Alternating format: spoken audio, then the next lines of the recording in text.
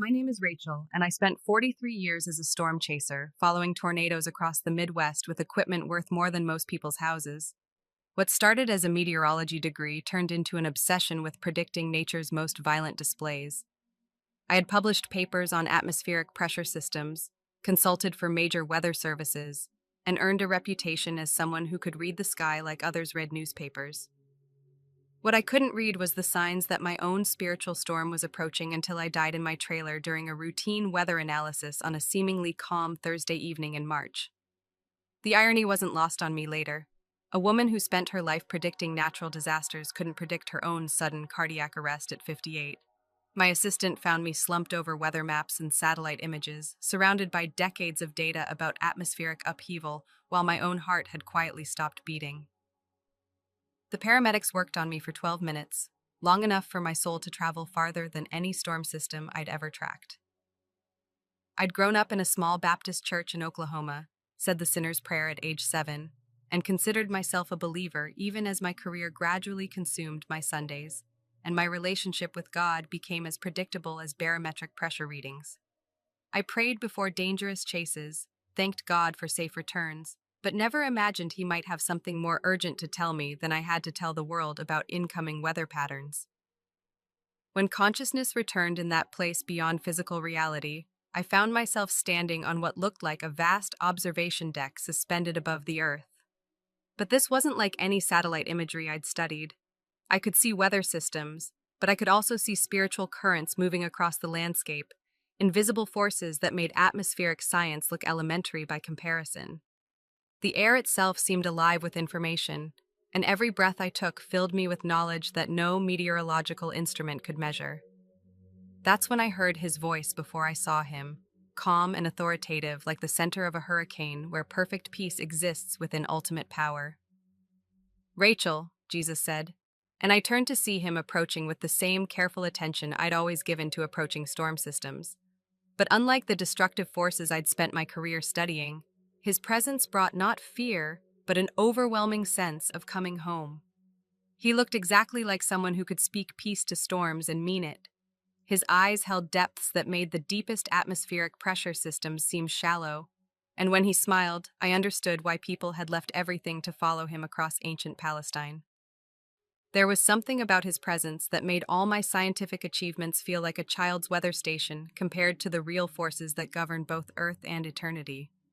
"Lord," I said, falling back into the formal prayers I'd learned in childhood, "I've always believed in you, always tried to live right. I know you control the weather, and I've spent my life studying your creation." He nodded thoughtfully, but his expression carried the weight of someone who had much more to reveal than I was prepared to hear. "Rachel, you've studied my creation carefully, but you've never learned to hear my voice through it. You've predicted storms, but you've missed the greater storm that's coming to America." The words sent a chill through me that had nothing to do with atmospheric temperature. "What kind of storm, Lord?"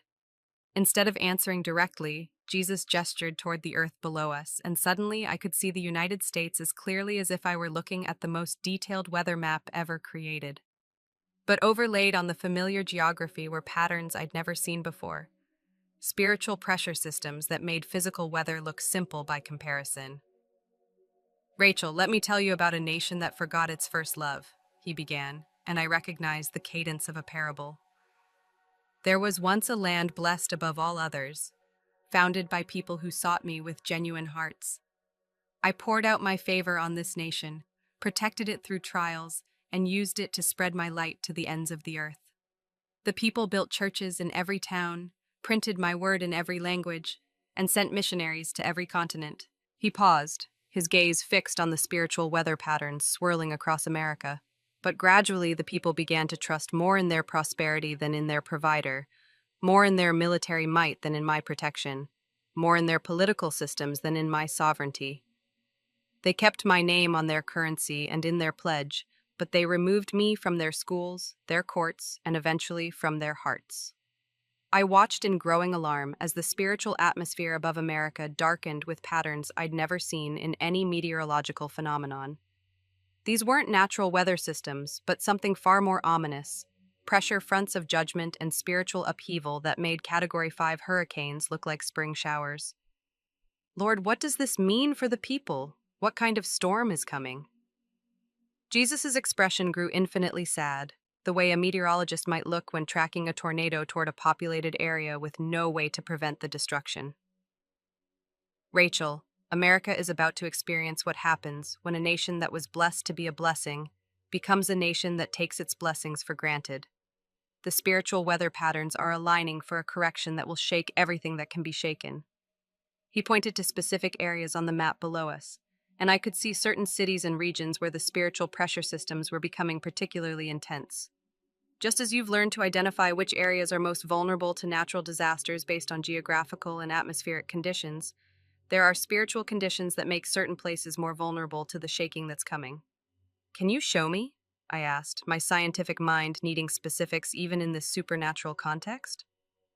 Jesus nodded solemnly and began pointing to various locations across the United States. Each place he identified seemed to pulse with a different color intensity, like a spiritual Doppler radar showing the approaching severity of divine correction. Los Angeles, he said, and I could see the spiritual storm clouds gathering over Southern California with an intensity that made me think of the most violent atmospheric disturbances I'd ever tracked. A city that has exported moral corruption to the world through its entertainment industry.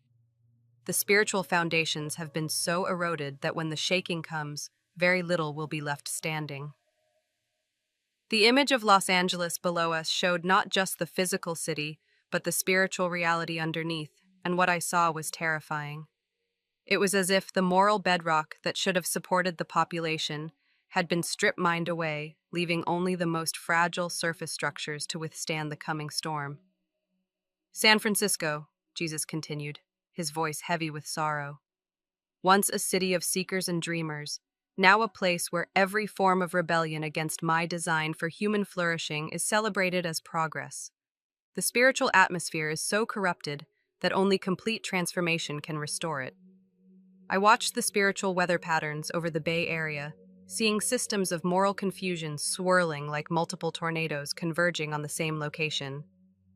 The pressure gradients were unlike anything in natural meteorology, creating conditions that seemed to defy spiritual physics. New York City, he said next, and my heart sank as I saw the massive spiritual disturbance centered over Manhattan. The financial capital where greed has become a god, and where the love of money has corrupted justice, politics, and even charity.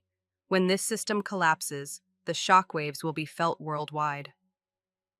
The spiritual storm system over New York was massive, a hurricane-like formation that seemed to draw its power from decades of accumulated moral compromise and spiritual rebellion.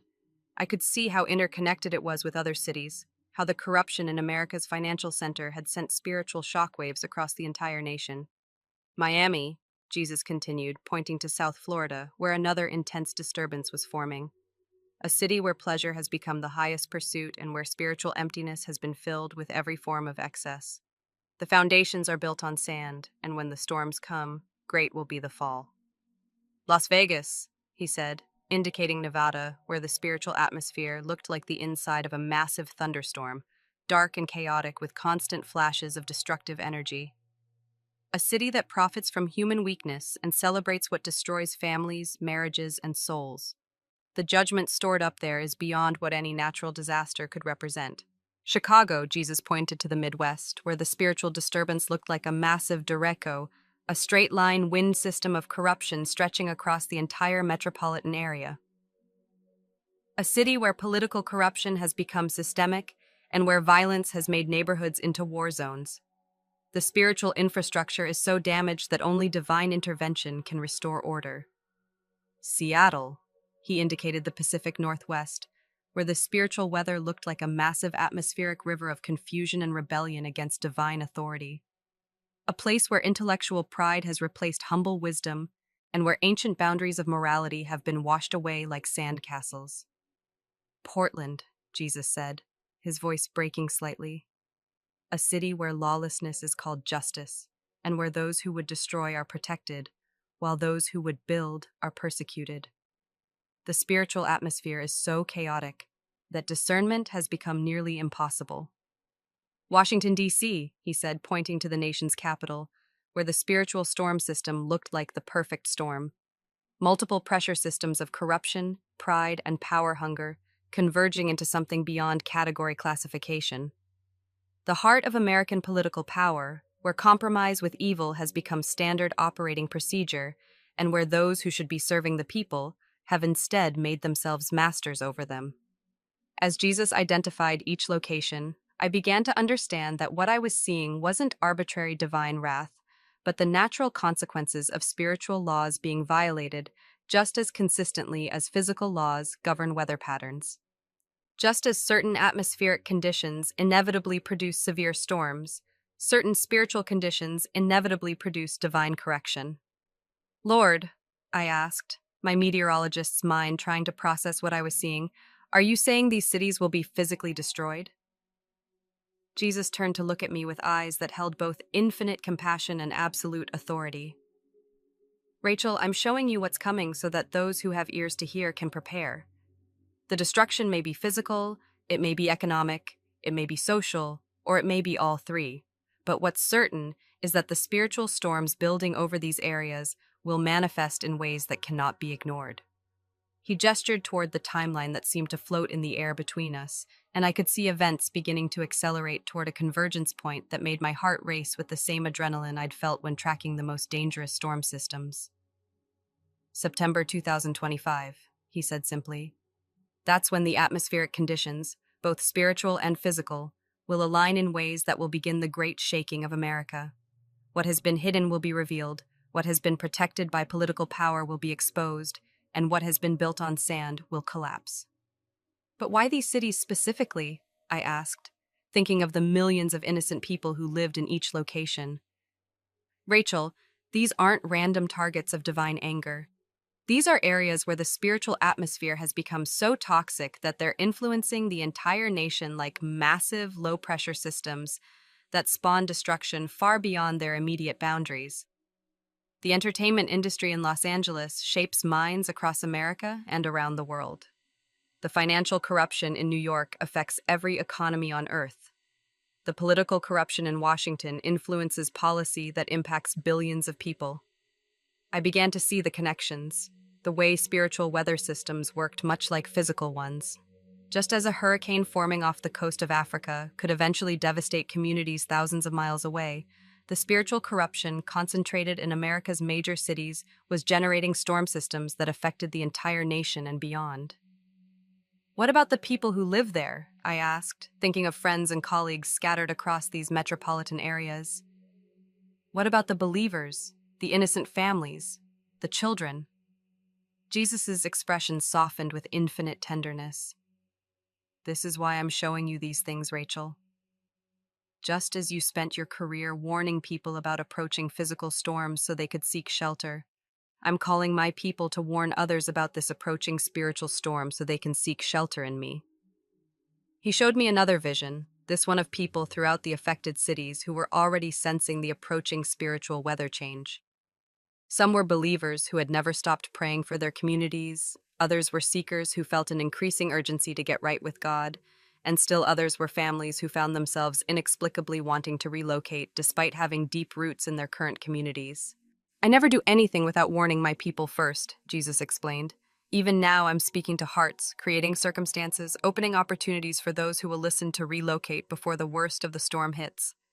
But like physical weather warnings, some will heed the alerts, while others will ignore them. How will people know? I asked. How will they recognize your voice calling them to leave? The same way you learn to read weather patterns, Jesus replied.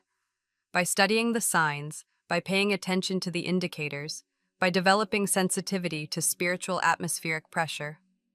Those who walk closely with me will sense the increasing spiritual turbulence. They'll feel unsettled in places where they once felt comfortable. They'll find opportunities opening up in safer locations. They'll experience dreams, promptings, and circumstances that point them toward shelter. He showed me a map of America with different areas glowing with various intensities of light. These are the areas that will provide spiritual shelter during the storm. Not because they're perfect, but because they're communities where people still honor me, where families still pray together, where churches still preach my word without compromise. I could see rural areas, smaller cities, and certain regions that seemed to have spiritual weather patterns more conducive to protection and blessing. Places where the spiritual foundations were still intact, where communities still functioned according to biblical principles, where the fear of the Lord was still recognized as the beginning of wisdom. The Midwest heartland, Jesus pointed to areas in Kansas, Nebraska, and Iowa that seemed to glow with spiritual stability. Places where people still understand that blessing comes from obedience to my ways, not from government programs or economic manipulation. Parts of the South. He indicated regions in Tennessee, Kentucky, and rural areas of other southern states. Communities where families still gather around dinner tables and pray together, where churches still function as the moral center of their towns. Mountain regions. He showed me areas in Colorado, Montana, and other western states that seemed insulated from the worst of the spiritual storm systems. Places where people have learned to depend on me rather than on complex urban systems that can collapse overnight. Rural Alaska. He pointed to the far north, where the spiritual atmosphere looked remarkably clear and peaceful. Distances that force people to rely on each other and on me, rather than on government systems or urban conveniences. But Lord, I said, thinking about all the people I knew who would never consider leaving their established lives, most people won't believe warnings like this. They'll think it's religious fanaticism or conspiracy theories. Even believers will struggle to leave their jobs, their homes, their extended families. Jesus nodded with the understanding of someone who had watched human nature play out across millennia. This is why I use people like you, Rachel. You understand natural disaster warnings. You know that meteorologists don't issue evacuation orders lightly, and that those who ignore them do so at their own peril. The same principles apply to spiritual storms. He gestured toward a scene that appeared before us, showing various types of people receiving these warnings in different ways. Some were having dreams that left them unsettled and searching for meaning. Others were finding themselves in financial or job situations that seemed to be pushing them toward relocation. Still others were experiencing a growing inner restlessness in cities they'd always loved. I speak to each person in the language they understand, Jesus explained. To some, I speak through scripture that suddenly seems to jump off the page with new urgency. To others, through circumstances that make staying seem increasingly difficult and leaving seem surprisingly feasible. To still others, through the peace that comes with moving toward safety and the anxiety that comes with staying in danger. I watched as he showed me specific examples of families already responding to these divine evacuation warnings, though most didn't recognize them as such. A software engineer in San Francisco who had been inexplicably drawn to a job offer in Nashville. A teacher in Los Angeles who felt compelled to accept a position in a small town in North Carolina. A businessman in New York who found himself researching property in rural Texas for reasons he couldn't fully explain. These aren't coincidences, Jesus said. These are my people responding to spiritual pressure changes that their hearts can detect, even when their minds don't understand what's happening. Just as animals often sense approaching natural disasters before humans do, those who walk closely with me sense spiritual weather changes before they become obvious to everyone else. The scene shifted to show me the growing intensity of the spiritual storm systems as they moved toward that September 2025 convergence point. It was like watching multiple hurricane systems approaching the same coastline simultaneously. But these storms carried not just wind and water, but moral confusion, economic collapse, social upheaval, and spiritual darkness. What exactly will happen? I asked, though part of me was afraid to know. Economic systems that have been built on debt and deception will collapse, Jesus said, his voice carrying the authority of someone who sees the end from the beginning. Political structures that have been corrupted by power and greed will be exposed and dismantled. Social institutions that have abandoned their founding principles will crumble under the weight of their own contradictions. He showed me visions that were both terrifying and strangely hopeful. I saw cities in chaos, but also communities in rural areas that continued to function normally because they had never abandoned the basic principles of honesty, hard work, and mutual support. I saw economic systems collapsing in urban areas, while agricultural communities that had maintained their connection to the land and to me continued to prosper. The technologies that have been used to monitor and control people will be turned against those who created them, he continued. The media systems that have been used to spread lies will lose all credibility. The financial instruments that have been used to transfer wealth from the poor to the rich will become worthless overnight. I watched as he showed me specific scenarios playing out across the affected cities. In Los Angeles, I saw the entertainment industry imploding as hidden corruption was exposed, and as people lost interest in the empty values it promoted. In New York, I saw financial markets in freefall as the artificial systems that had propped them up were revealed to be unsustainable. In Washington, D.C., I saw political careers ending overnight as decades of compromise and corruption were brought to light. But the most significant change, Jesus said, will be spiritual. This shaking will cause many people to cry out to me who have never seriously considered their need for salvation. Others who have been lukewarm in their faith will be driven to their knees in genuine repentance and surrender. He showed me scenes of great spiritual awakening rising out of the chaos, like spring flowers blooming after a severe winter. I saw churches filled with people genuinely seeking God, not just seeking comfort or social connections. I saw families rediscovering prayer and scripture reading as they faced uncertainties that no human institution could resolve. I saw communities coming together in love and mutual support as they realized their dependence on each other and on me. This is why I call it correction rather than judgment, Jesus explained. The purpose isn't destruction for its own sake, but the removal of everything that hinders people from knowing me and living according to my design for human flourishing. The vision shifted to show me the aftermath, years beyond September 2025, and what I saw filled me with hope despite the trauma of the transition period. America looked different, smaller in some ways but healthier in others. The concentration of power and wealth in major urban centers had been broken up, leading to more distributed, sustainable communities. The influence of corrupted institutions had been diminished, allowing families and local churches to reclaim their proper roles as the foundation of society. Those who heed the warnings and relocate before the worst of the storm, Jesus showed me, will be positioned to help rebuild according to my principles rather than according to human wisdom that has proven itself foolish. I saw communities of believers who had relocated to safer areas becoming centers of healing and restoration for those who fled the chaos later. They had established sustainable food systems, local economies based on honest work and fair trade, schools that taught both knowledge and wisdom, and churches that functioned as genuine spiritual hospitals for souls wounded by the cultural collapse. Lord, I said, overwhelmed by the scope of what I was seeing, how can I possibly communicate all this to people? How can I convince anyone to uproot their entire life based on a vision during a near-death experience? Jesus smiled with the patience of someone who had been dealing with human skepticism for millennia. You don't convince anyone, Rachel. You simply share what you've seen and experienced and let my spirit do the convincing. Some will recognize the truth immediately because they've been sensing these same things in their own prayer time. Others will dismiss it initially but remember it later when events begin to confirm what you've shared. He showed me a final parable that helped me understand my role in this divine evacuation plan. A meteorologist detected an unprecedented storm system approaching a populated coastline, he began. The weather patterns were unlike anything in recorded history, and the computer models predicted devastation on a scale never before witnessed. The meteorologist faced a choice: remain silent to avoid causing panic and being criticized for predicting disaster, or issue the strongest possible warnings knowing that many would mock the forecast until it was too late to escape. I understood immediately. The ethical meteorologist warns people even knowing that most won't listen. Exactly, Jesus confirmed. And those who do listen and relocate before the storm hits are grateful for the warning, even if others ridicule both the meteorologist and those who heeded the forecast.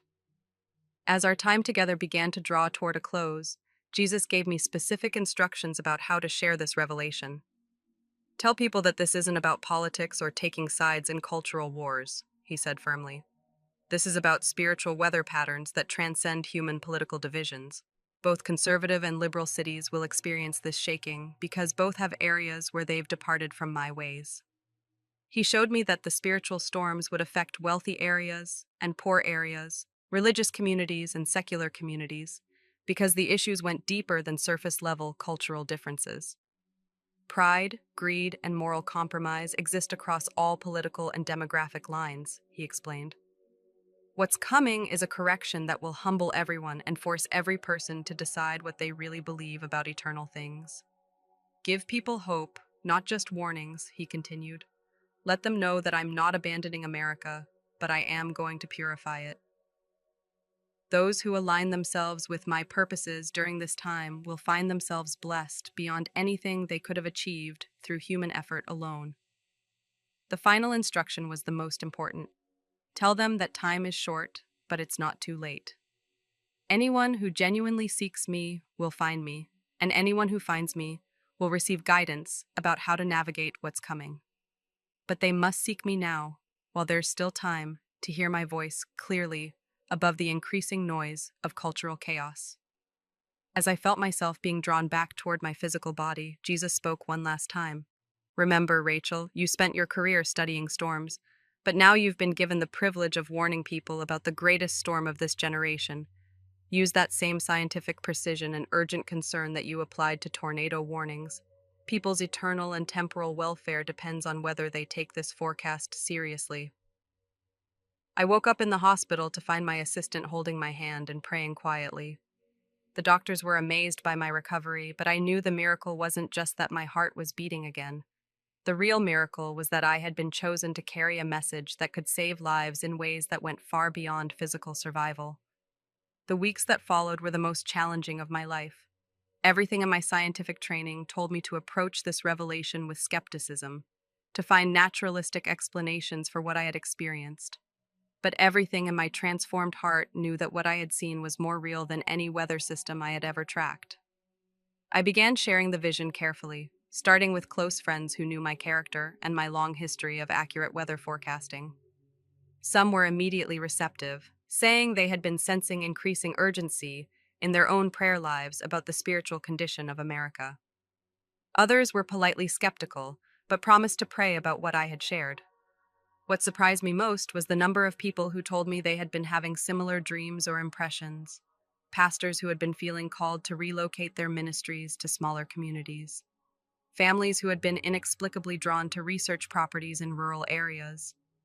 Business owners who had been sensing it was time to simplify their operations and move away from major metropolitan areas. As I continued to share the vision, patterns began emerging that confirmed the supernatural nature of what I had experienced. People who prayed seriously about the warnings often reported receiving their own confirmations through scripture, dreams, or circumstances. Those who dismissed the warnings without prayer often found themselves increasingly troubled by cultural events that seemed to align with the timeline Jesus had shown me.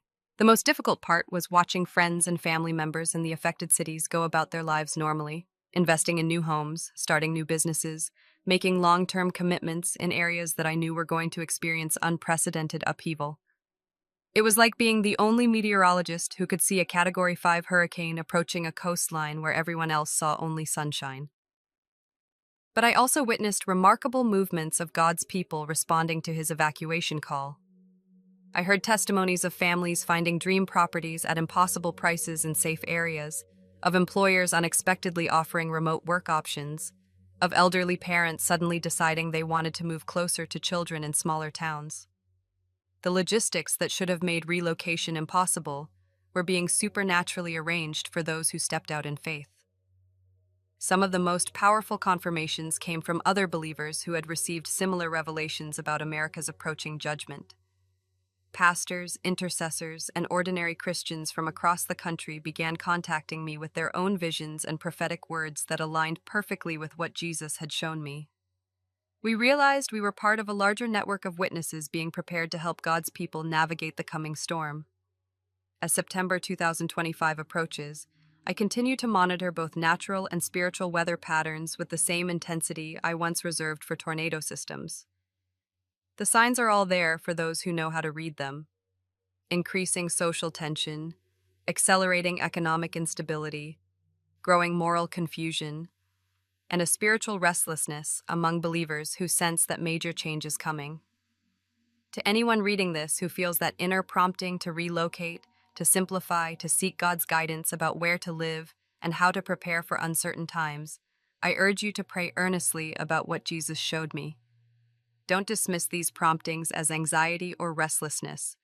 Just as you would take seriously a tornado warning from the National Weather Service, take seriously the spiritual weather alerts that the Holy Spirit may be giving you. This isn't about fear, it's about wisdom. Just as Noah built an ark before the flood, Joseph stored grain before the famine, and the early Christians fled Jerusalem before its destruction, God's people throughout history have been warned in advance about coming judgments so they could prepare and help others. The September 2025 timeline that Jesus showed me isn't a deadline for the end of the world. It's the beginning of a purification process that will ultimately result in spiritual revival and cultural renewal. But the transition period will be challenging for those caught unprepared, especially in areas where spiritual and moral foundations have been most severely eroded. If you're in one of the cities Jesus specifically named, please don't dismiss this warning out of hand. Seek God earnestly about your living situation, your career choices, your family's long-term welfare. Ask Him to show you if you're meant to stay and be salt and light during difficult times, or if you're meant to relocate to an area where you can better fulfill His purposes for your life. Remember, God's warnings are always expressions of His love, not His anger. He doesn't want anyone to experience unnecessary suffering, which is why He provides escape routes for those who will listen to His voice. The same God who parted the Red Sea for the Israelites and provided a way of escape from Sodom for Lot's family is still providing ways of escape today for those who will follow His guidance. My prayer is that this testimony will reach those who need to hear it while there's still time to respond. Whether that response involves physical relocation or spiritual preparation in place, what matters most is that you're walking closely enough with Jesus to hear His voice clearly above the increasing noise of cultural chaos. The storm I've described is real, but so is God's protection for those who trust in Him. Don't let fear paralyze you, but don't let complacency endanger you either. Seek the Lord while He may be found, call upon Him while He is near, and trust Him to guide you safely through whatever storms may come.